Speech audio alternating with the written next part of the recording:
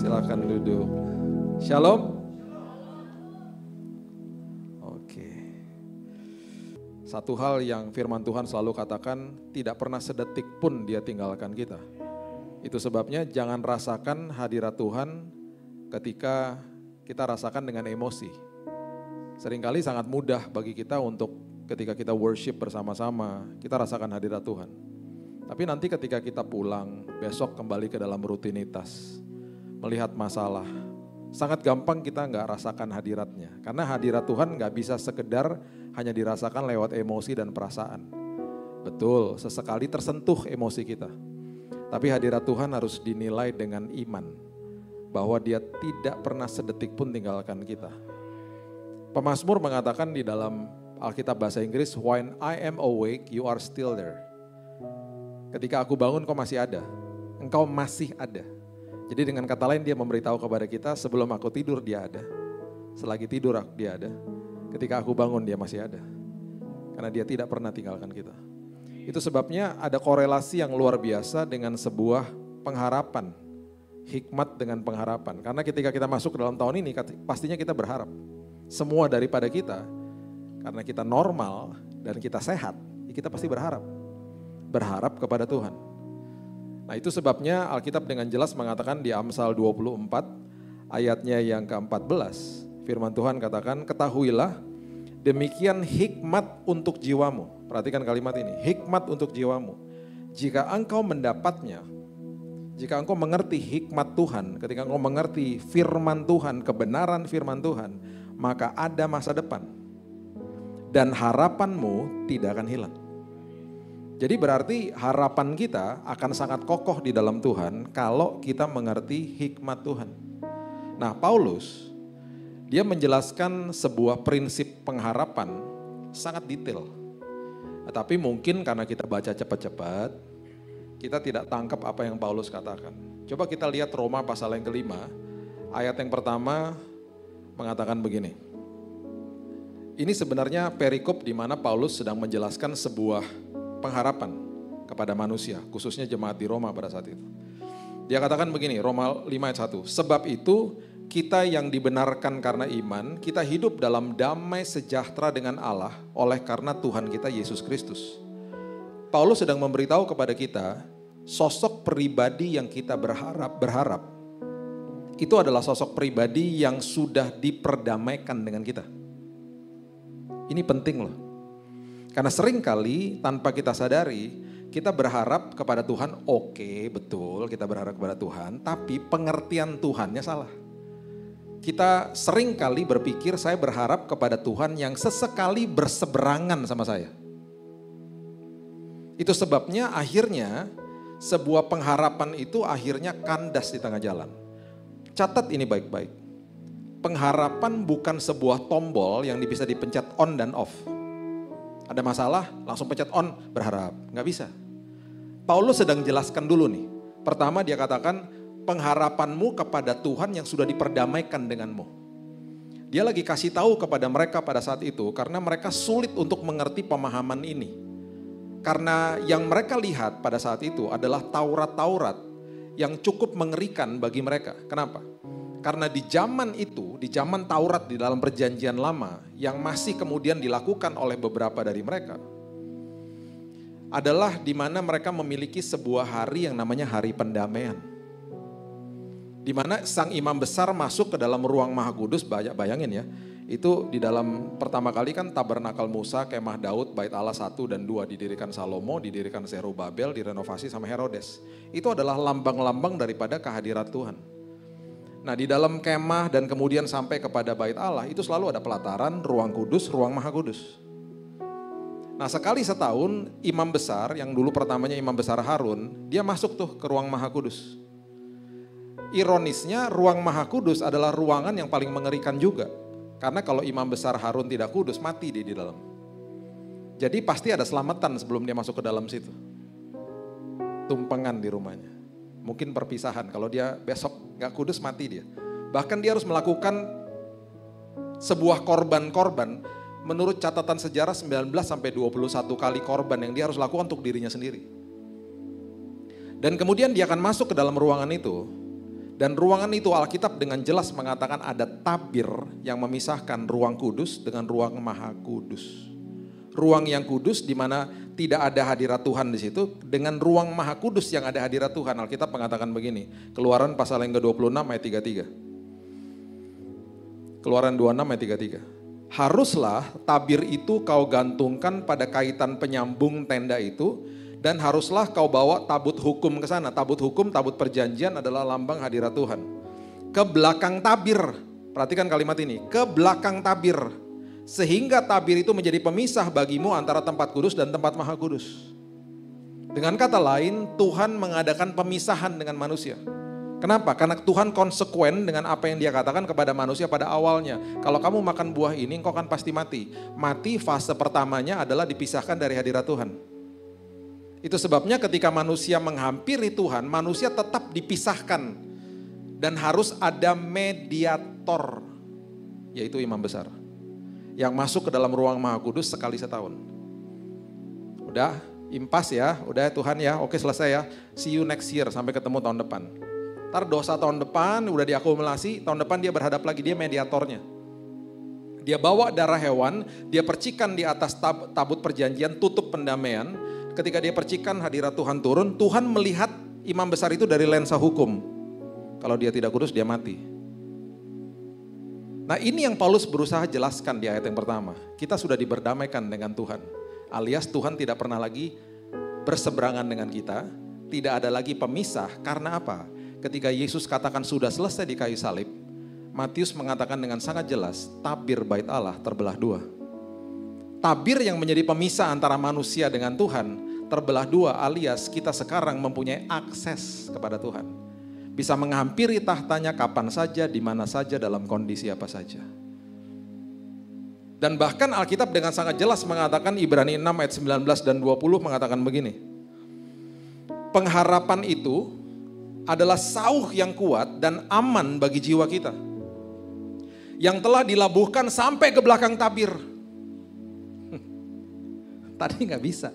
Tadinya tabut perjanjian ada di belakang tabir dan tabir itu pemisah manusia dengan Tuhan. Sekarang, hari ini kita bisa melabuhkan sauh kita, harapan kita sampai ke belakang tabir, alias kita bisa menghampiri tahta Tuhan kapan saja, di mana saja. Dan yang sangat luar biasa, penulis Ibrani sampai hari ini belum ketahuan siapa, saya curiganya Paulus. Karena banyak sekali tata bahasanya mirip-mirip Paulus. Kemudian dia katakan begini, ayat 20.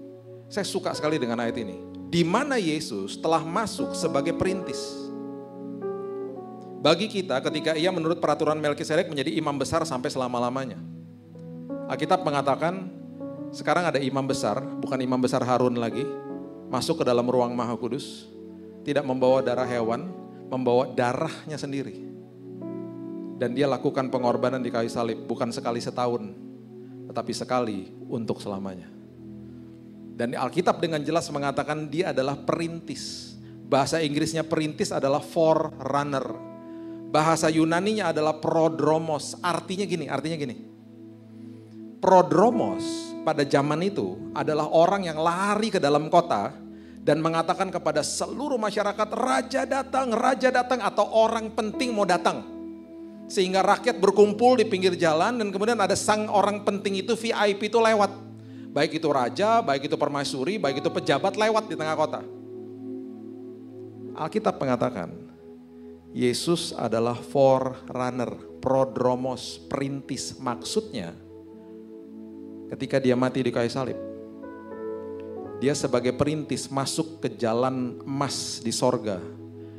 Seolah-olah dia berteriak kepada seluruh sorga, terutama kepada Bapaknya. Ada yang datang. Siapa? Saudara dan saya. Kita adalah orang yang sangat penting. Itu sebabnya dia berteriak, dia katakan sebentar lagi anak-anakku datang untuk menghampiri tahta Tuhan yang luar biasa. Dahsyat. Itu artinya Roma 5 ayat 1. Kita sudah diperdamaikan dengan Tuhan. Itu dasar kita berharap. Itu yang Paulus berusaha jelaskan sama kita. Jadi pengharapan kita tuh luar biasa. Jadi jangan pernah berpikir sedetik pun, aduh saya lagi dihukum Tuhan nih. Saya lagi bayar harga nih. Aduh ini penyakit dari Tuhan nih. Ini karena saya buat dosa nih. Bukan. Itu kebohongan iblis. Tuhan gak memberikan penyakit, Tuhan tidak memberikan kecelakaan, Tuhan tidak memberikan celaka. Tuhan gak pernah berseberangan sama kita. Mau kita berdosa pun setiap hari dia juga gak pernah berseberangan sama kita. Ya kita nanggung ruginya aja, ada akibat dosa. Tapi itu pun bukan kutuk. Jadi stoplah bertanya-tanya, ada kutuk ya Pak? Masih ada kutuk ya? Udah gak ada. Gak ada penuduhan. Kalau mau buat dosa ya silahkan aja. Tetapi berarti kita mempermainkan kasih karunia. Ada akibat dosa loh. Akibat dosa pun bukan kutuk, akibat ulah kita sendiri. Nah, orang yang mengerti kasih karunia Tuhan, mengerti betapa dahsyatnya kita sudah diperdamaikan sama Tuhan, nggak mau buat dosa. Karena kasih karunia bukan tiket buat dosa. Makin ngerti kasih karunia, makin nggak mau buat dosa. Makin nangis di hadapan Tuhan. Kok bisa sih Tuhan sampai segininya kok mengasihi aku? Itu baru benar. Itu dahsyat. Baru dia masuk ayat yang kedua, dia katakan begini, oleh dia, Roma 5 ya, kita juga beroleh jalan masuk oleh iman kepada kasih karunia ini. Di dalam kasih karunia kita berdiri dan kita bermegah dalam pengharapan akan menerima kemuliaan Allah. Kita berdiri dalam kemegahan. Dan dia mulai nih jelasin, dia mulai dari ayat yang ketiga. Bukan hanya itu saja, kita malah bermegah dalam kesengsaraan. Kemudian dia lanjutkan, kita tahu karena kita tahu bahwa kesengsaraan menimbulkan ketekunan. Kemudian dia lanjutkan lagi, ketekunan menimbulkan tahan uji. Tahan uji menimbulkan, nah ini dia, pengharapan. Terus dia sambung, pengharapan tidak mengecewakan karena kasih Allah telah dicurahkan dalam hati kita oleh Roh Kudus yang telah dikaruniakan kepada kita. Ini yang dia berusaha jelaskan. Kita berharap kepada Tuhan yang tidak pernah berseberangan dengan kita. Kemudian dia jelaskan begini, kita akan mengalami yang namanya kesengsaraan, pergumulan, ujian kehidupan. Itu faktor eksternal, kita gak bisa kontrol. Bisa datang kapan aja. Kita nggak pernah tahu bulan Maret 2020 bangun pagi tiba-tiba ada lockdown. Saya nggak pernah tahu tanggal 2 Januari 2019 bangun pagi berhadapan sama dokter divonis mati 3 bulan kena penyakit kanker. Kita nggak pernah tahu. Kesengsaraan, ujian datang bisa kapan aja. Satu-satunya yang kita bisa kontrol, yang kedua, ketekunan. Tekun apa? Tekun baca firman, tekun berdoa, tekun menabur ketaatan di dalam Tuhan. Nah karena kita sudah diperdamaikan dengan Tuhan, ketaatan kita bukan supaya untuk kita dilayakan sama Tuhan, bukan. Kita hidup di dalam ketaatan karena kita sudah dilayakan sama Tuhan. Beda, beda. Saya taat karena saya sudah dilayakan. Nah setelah saya tekun, dan saya harapkan bukan hanya sekedar ketika ada ujian kehidupan aja baru tekun setiap hari jadi gaya hidup loh. Ketika kita tekun lahirlah 2 buah. Yang pertama namanya tahan uji, bahasa Inggrisnya karakter. Berarti karakter yang tahan uji. Yang keempat adalah pengharapan itu. Elemen yang keempat, berarti tahan uji sama pengharapan adalah buah dari ketekunan. Jadi kalau kita tekun setiap hari ketika ada masalah akan lahir dengan sendirinya pengharapan dari dalam sini. Itu sebabnya pengharapan bukan tombol on and off. Semuanya lahir dari ketekunan. Itu sebabnya ketika kita berharap apapun di tahun ini, kita akan biasanya bertanya sama Tuhan beberapa pertanyaan. Karena kita nggak tahu kan mau dibawa sama Tuhan kemana. Persepsi manusia di Roma pasal yang keempat, ayatnya yang ke-18 mengatakan begini. Karena ini persepsinya manusia ya, kita tidak mempunyai dasar untuk berharap. Apa coba yang kita lihat masalah kok? Jadi ini adalah persepsinya manusia, nanti persepsinya Tuhan ada.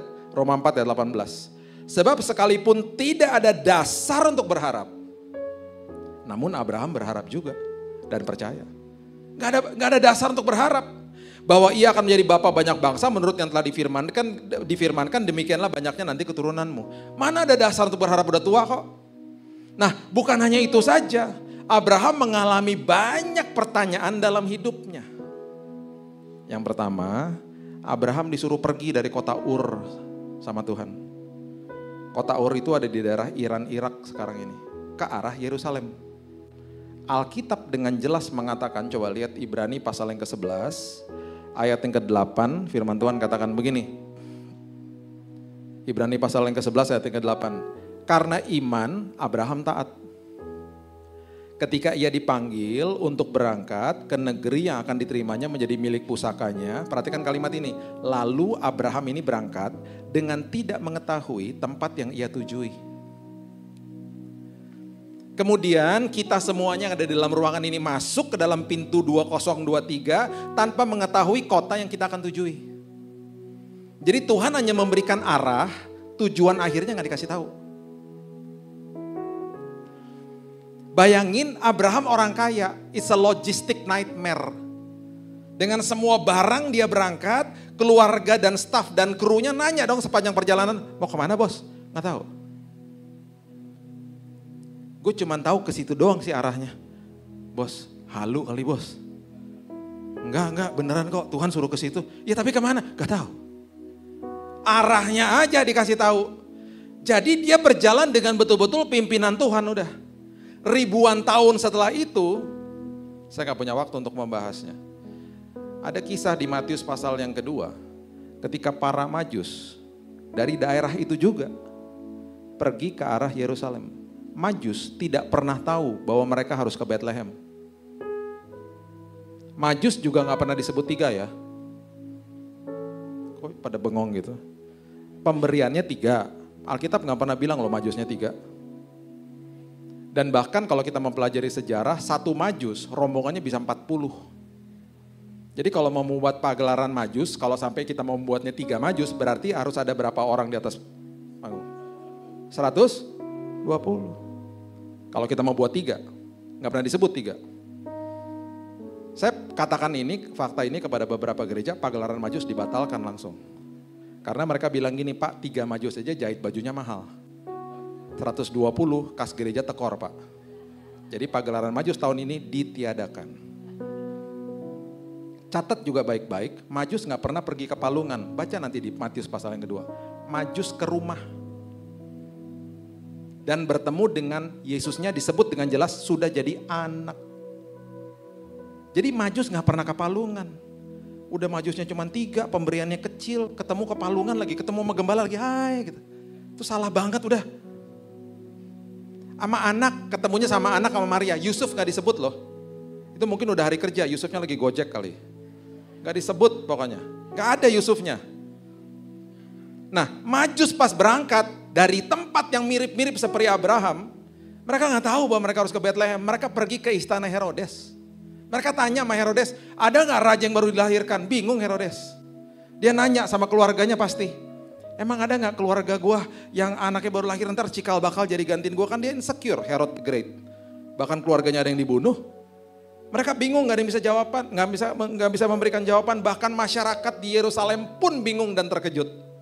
Akhirnya apa? Mereka cari ahli Taurat. Sama Herodes dipanggil ahli Taurat. Coba kamu buka tuh gulungan-gulungan kitab para nabi dan kitab-kitab zaman dulu. Ada gak nubuatan yang mengacu kepada hari ini yang dikatakan para Majus ada raja yang baru lahir? Mereka buka dong. Di situ mereka menemukan kitab Mika pasal yang kelima ayat yang kedua. Yang mengatakan apa? Di Bethlehem, di kota Daud. Betul, ada yang baru lahir sekarang ini. Jadi mereka harus ke Yerusalem dulu, baru mereka dikonfirmasi mereka harus ke Bethlehem. Dengan kata lain, mereka dipertemukan dengan orang yang tepat. Mereka dipertemukan sama kesempatan yang tepat. Di dalam perjalanan iman mereka. Di tahun ini, tahun 2023, kita akan dipertemukan dengan orang yang tepat. Kita akan dipertemukan dengan kesempatan yang tepat. Untuk sampai ke tujuannya. Jadi kalau lagi berjalan, mungkin kita berteriak, mau kemana Tuhan? Tuhan diam. Jangan komplain. Karena dia sedang kerja. Waktu saya terbaring sakit, saya masuk ke dalam kondisi-kondisi krisis. Selalu hari Senin sampai Kamis. Udah hampir meninggal. Mata udah putih, sepsis, panas 41 derajat, darah udah habis. Darah putihnya 0. Setiap kali anak saya waktu itu yang pertama datang ke kamar saya karena dia belajar, karena dia sedang menghadapi ujian akhir SMA, dia selalu datangnya Jumat, Sabtu, Minggu. Jumat, Sabtu, Minggu kalau dia datang dia bawa bangkelannya dia tuh, bawa tasnya segala macam, dia belajar di samping saya. Belajar, ketiduran sepanjang hari di situ. Kok bisa? Jumat, Sabtu, Minggu saya dalam kondisi oke-oke aja. Nanti dia pulang hari Minggu, setelah 3 hari berturut-turut datang, Seninnya begitu lagi, kolaps lagi, kejang-kejang. Sampai udah beberapa kali kelihatannya kayaknya udah mau lewat udah. Mata udah putih, mau dimasukin ICU, dan itu terjadi berkali-kali. Nanti pas hari Jumat dia datang lagi, oke lagi. Sampai saya bilang sama istri saya, si kakak suruh datang tiap hari aja biar aku oke nih. Setiap kali dia datang kenapa aku oke-oke aja. Sampai istri saya bilang gini, kayaknya Tuhan lagi membutakan mata dia. Karena kalau dia datang dia lagi belajar. Kan mau ujian akhir. Oke, kalau gitu jangan dikasih tahu. Kalau udah terjadi nih patternnya beberapa minggu. Saya pesan sama suster, jangan dikasih tahu ya. Karena kalau datang dia lagi belajar loh. Selesai, Bapak Ibu sudah tahu kesaksian saya dapat mujizat Tuhan. Di bulan Mei tahun 2019 saya dikeluarkan dari rumah sakit. Anak saya lulus dengan angka yang luar biasa. Dan dia di bulan Mei itu, dia lulus dari, saya lupa namanya. Pokoknya salah satu high school yang sangat populer lah di Singapura. Jadi dia dapat angka outstanding. Di bulan itu saya dapat email dari rektornya Biola University Los Angeles. Dia bilang gini, menurut data kami dan hasil daripada ujian dia itu betul-betul outstanding. Kami menawarkan paket beasiswa yang sangat besar dan kami menawarkan kepada dia kesempatan untuk bisa kerja di kampus kami. Wah luar biasa, ini good news. Saya langsung kasih tahu dia, kita urus dan lain sebagainya, singkat cerita dia berangkat. Sebelum dia berangkat, saya ngaku sama dia. Kak, beberapa kali Dedi hampir meninggal. Nangis. Kenapa aku gak dikasih tahu? Bukan aku gak mau kasih tahu, Tuhan yang gak mau kasih tahu. Di situ saya kutip Roma 8 ayat 28. Dimulai dengan kata apa? Kita tahu sekarang bahwa Allah turut bekerja dalam segala sesuatu mendatangkan kebaikan bagi kita. Sekarang tuh kapan? Sekarang setelah udah lewat semuanya. Kita tahu sekarang bahwa Allah turut bekerja dalam segala sesuatu mendatangkan kebaikan. Jadi nanti di ujung tahun ini semua akan deklarasi hal yang sama. Aku tahu sekarang bahwa Allah turut bekerja mendatangkan kebaikan bagi aku. Selagi jalan, ketika lihat masalah jangan komplain. Ketika tanya dia diam jangan komplain.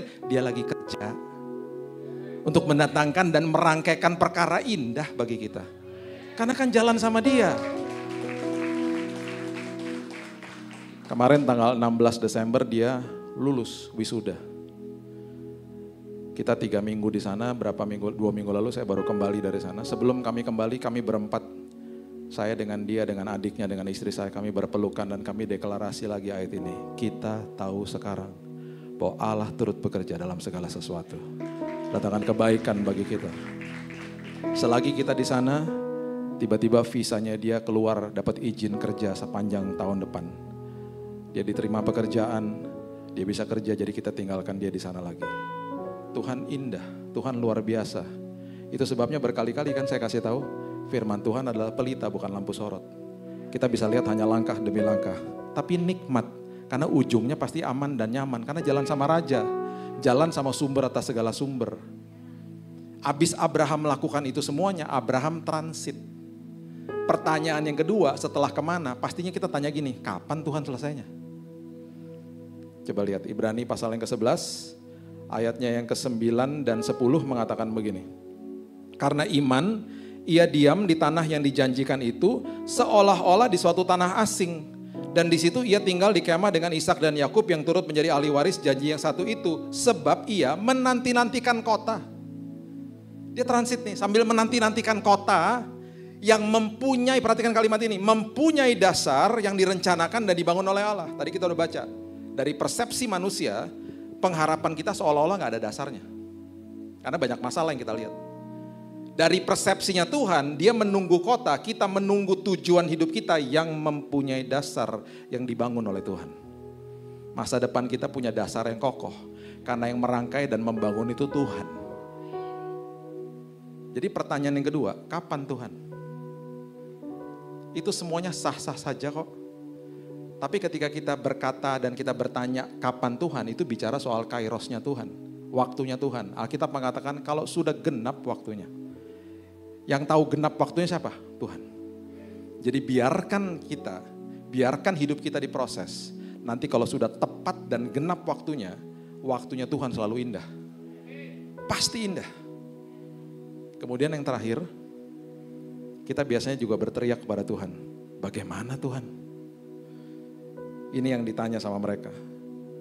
Ibrani pasal yang ke-11, ayatnya yang ke-11 dan 12 mengatakan begini. Karena iman, ia juga dan Sarah beroleh kekuatan untuk menurunkan anak cucu. Walaupun usianya sudah lewat karena ia menganggap dia yang memberikan janji itu setia. Kita bertanya bagaimana Tuhan? Ia yang memberikan janji itu setia. Kalau kita lagi tanya bagaimana, ingat kalimat itu. Ia yang memberikan janji setia. Itulah sebabnya maka dari satu orang malahan orang yang telah mati pucuk, terpancar keturunan besar seperti bintang di langit, seperti pasir di tepi laut yang tidak terhitung banyaknya. Abraham umur 100 tahun, Sarah 91 waktu Ishak lahir. Ibrani pasal yang ke-10 ayat 23 menegaskan begini. Marilah kita teguh berpegang pada pengakuan tentang pengharapan kita. Jadi kalau kita ditanya sama orang, saya teguh berpegang pada pengharapan saya. Ya, saya berharap. Saya tahu satu hari pemulihan terjadi. Saya percaya semuanya sudah diberikan sama Tuhan. Tinggal tunggu tanggal manifestasi dalam hidup saya. Kita teguh dalam pengharapan kita sebab Ia, kita mengatakan yang menjanjikannya setia. Setia. Kemarin tanggal 13 Desember saya habis dari perjalanan panjang tiba di Los Angeles. Dan saya hari sebelumnya udah masuk aplikasi untuk sewa mobil. Karena kalau Bapak Ibu tahu Amerika, public transportnya kan jelek ya. Apalagi di daerah LA situ, kereta ada tapi jelek lah. Bisa tunggu lama. Tidak seperti Singapura misalnya. Jadi dikondisikan harus sewa mobil. Saya udah dapat mobil, sampai di counternya dekat airport, mobilnya nggak ada. Udah unavailable, udah nggak ada Pak. Kita punya deal yang lain. Tiba-tiba si mbaknya nih, dan dia rada-rada tahu gitu, saya dalam kondisi capek, dan dia langsung matok harga tinggi banget. Dia pikir saya nggak tahu. Saya pernah tinggal di situ belasan tahun, jadi saya tahu harga lah. Tiba-tiba dia bilang gini, sehari $200. Hah? $200? Anak saya juga dampingin saya, dia bilang mahal banget. Salah saya, selagi lagi ngobrol sama dia sempat minta kredit card saya, dan karena saya lagi disorientasi, lagi capek, saya kasih aja. Tiba-tiba dia bilang, dapat diskon deh. $150, tetap mahal. Sehari $150 mahal banget. Selagi tiba-tiba dalam pembicaraan, tiba-tiba dia ngomong gini, minta dong kredit cardnya. Saya bilang, barusan kan saya kasih. Saya ingat barusan saya kasih. Dia cari, nggak ada. Temannya datang, nyari juga, nggak ada. Lu panik dong saya. Kredit card saya hilang nih. Terus saya mulai curiga sama orang-orang tadi yang di sebelah-sebelah saya. Jangan-jangan diambil kredit card gua. Jadi akhirnya supervisor datang, panik nih mereka nih. Karena saya bilang, saya yakin saya kasih barusan, saya bilang gitu. Sampai saya cek dompet saya, udah nggak ada, saya kasih kok. Kalau nggak percaya cek CCTV-nya, saya bilang gitu. Oh mereka panik, mereka cari. Anak saya tiba-tiba bilang gini, boleh nggak saya bantuin? Boleh, anak saya juga ke belakang counter, nyariin juga, 4 orang nyari, nggak ketemu. Setelah nggak ketemu, saya bilang gini, ya udah deh, saya blokir aja kartunya. Takut dong kalau sampai tiba-tiba ada yang nyuri. Saya blokir, saya telepon banknya blokir. Saya bilang ya udah, saya pergi deh. Kalau sampai ketemu telepon anak saya, dia punya nomor lokal. Kita pergi. Baru keluar dari tempat itu. Tiba-tiba anak saya buka aplikasi. Lihat, 200 meter dari sini ada nih deal. Mobil cuma $60. SUV lagi gede mobilnya. Serius Kak? Iya nih, cepetan nih, tinggal 1 nih. Kita bergegas ke sana, 200 meter dari situ. Sampai sana beres, udah dapat mobilnya, itu orang telepon ke anak saya. Kredit cardnya ketemu. Loh, di mana? Bapak Ibu tahu nggak ada di mana? Nyantol di mesin edisi. Yang waktu mereka berempat tuh nyari, itu ada di atas meja. Semuanya dibutakan matanya. Dia bermaksud jahat lah. Karena dia masukin udah selesai. Di Amerika banyak tempat termasuk tempat itu nggak usah pakai PIN, masuk udah. Dia udah mau langsung transaksi. Tuhan luputkan, Tuhan jaga. Sampai ada di mesin edisi mereka nggak lihat di atas meja loh. Kalau ada bahaya di tahun ini, saya percaya Tuhan akan luputkan kita. Karena apa? Sang pemberi janji setia. Gak usah takut. Semua sudah diatur dengan sangat baik oleh Tuhan bagi kita. Saya akan tutup ya dengan kisah nyata ini. Ada 50 orang tahanan perang di Perang Dunia Kedua. Ditahan ini Perang Dunia Kedua kan antara sekutu sama Nazi, tentara Jerman. Ditahan di daerah Jerman. Ditahan di daerah Jerman, 50-50-nya masuk dalam satu sel. Selnya itu mereka makan di situ, buang air di situ. Jadi betul-betul tidak sanitize. Mereka dikasih makan juga seadanya, jadi mereka udah kurus-kurus. Udah tinggal tunggu mati lah. 50 tentara Amerika. Satu hari tiba-tiba, para penjaga sel itu tentara Jerman pada kaget. Kenapa? Karena 50-50 tentara Amerika ini semuanya tersenyum. Dan saling berpelukan. Kenapa? Mereka cek dan recheck, rupanya ada satu dari tentara itu yang memiliki radio transistor kecil diselundupkan sama mereka. Dan mereka mendengar kabar di radio itu bahwa perang dunia kedua sudah selesai. Dan ada kabar yang luar biasa menyatakan bahwa semua tahanan perang akan segera dibebaskan. Jadi semuanya harus diperlakukan dengan baik karena sudah ditanda tangan perjanjian. Pertanyaan saya, ketika mereka tersenyum, ketika mereka saling berpelukan, apakah mereka sudah bebas dari selnya mereka? Belum. Mereka masih ada di situ. Mereka begitu berbahagia karena mereka tahu mereka memiliki pengharapan bahwa pertolongan sedang on the way. Hari ini mungkin kita sedang berhadapan sama penyakit, masalah keluarga, ekonomi, pekerjaan, apapun itu. Tersenyumlah, peluklah keluargamu. Karena kesembuhan, pemulihan, berkat Tuhan sedang on the way. Sedang dalam perjalanan. Itulah pengharapan untuk 2023. Dan kalau kita mengerti dengan hikmat Tuhan, kita akan mengerti pengharapan di dalam Tuhan yang tidak pernah berseberangan dengan kita. Berikan tepuk tangan kita untuk Tuhan kita. Bapak terima kasih, mengucap syukur buat tahun yang baru, bulan yang baru, berarti ada kesempatan yang baru. Itu sebabnya Tuhan, kami begitu mengucap syukur karena kami berjalan bersama Raja atas segala Raja, sumber atas segala sumber. Yang walaupun kami gak bisa lihat ujungnya, tapi kami tahu pasti ujungnya pasti aman dan nyaman. Itu sebabnya Tuhan kami berterima kasih karena penyertaan Tuhan tidak pernah gagal dalam hidup kami. Tuhan hamba-Mu berdoa, nanti di ujung tahun ini Tuhan, semua kami akan deklarasi, aku tahu sekarang bahwa Allah turut bekerja dalam segala sesuatu untuk mendatangkan kebaikan bagi kami. Karena betul Tuhan, setiap langkah-langkah kami Tuhan sudah atur. Tuhan sudah siapkan yang terbaik bagi kami. Pertolongan, penyertaan, bahkan kesembuhan dan kesehatan Tuhan sudah siapkan bagi setiap kami. Kami bukan sekedar sehat secara tubuh saja, tapi jiwa dan roh kami sehat dan kuat untuk terus melayani Tuhan, berkarya untuk Tuhan. Terima kasih Bapa. Hamba-Mu stop sampai di sini, tapi firman Tuhan terus berkumandang dalam hati kami. Dalam nama Tuhan Yesus, kami berdoa dan mengucap syukur. Kita sama-sama katakan, amin. Tuhan berkati.